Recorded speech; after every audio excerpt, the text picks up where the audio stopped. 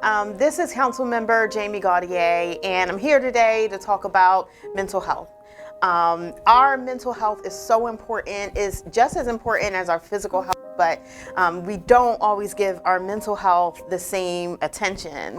And particularly for us as Black people, we have to pay a great amount of attention to our mental health. And when we think about all of the things that our communities face today, we're in the midst of a housing crisis. We're in the midst of a gun violence crisis. We see police violence happening. And when I'm thinking about mental health, I think about some of the things that I've seen in this position.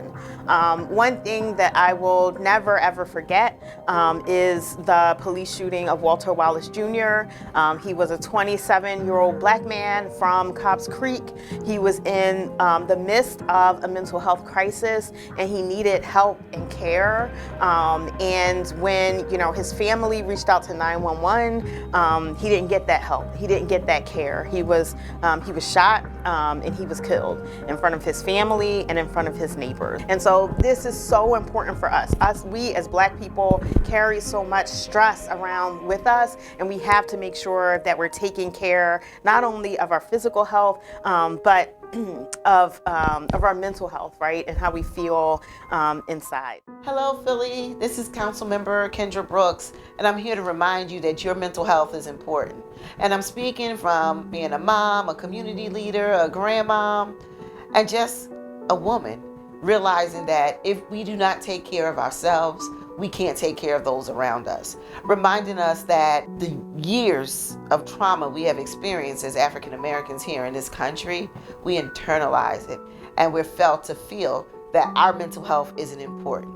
As women, we have the responsibility of taking care of our families and our communities, and we forget that our mental health is important. I want you to remind yourself that the most important person that you have to be concerned about is you and your mental health. When you're strong, you can feel and put that strong energy on your children, because we have so many young people in our community that are suffering with anxiety and depression. And anxiety and depressions are both part of mental health.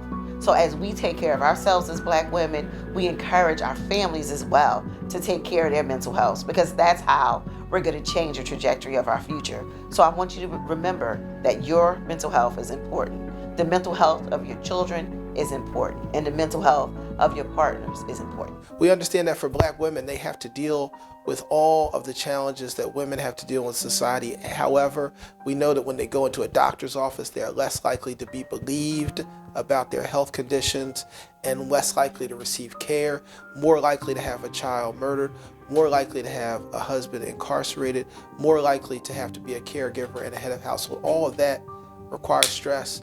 And sisters, you don't have to be super women, you can receive mental health. We know that Black men take on so many challenges and have to be strong and deal with so many stereotypes. You're not good enough as a father, you're lazy, you don't work hard, you're not smart enough. And that all causes stress, dealing with all those things. Brothers, you don't have to be Superman, you have to care for yourself. And part of that is taking care of your mental health. Talking with someone about your problems and your stress does not make you weak. It allows you to be strong. Dealing with your problems and dealing with the things that the communication issues you might have doesn't make you weak. It allows you to grow. This is a public service message from FunTimes Magazine, our trusted community source of information and programs for the diaspora.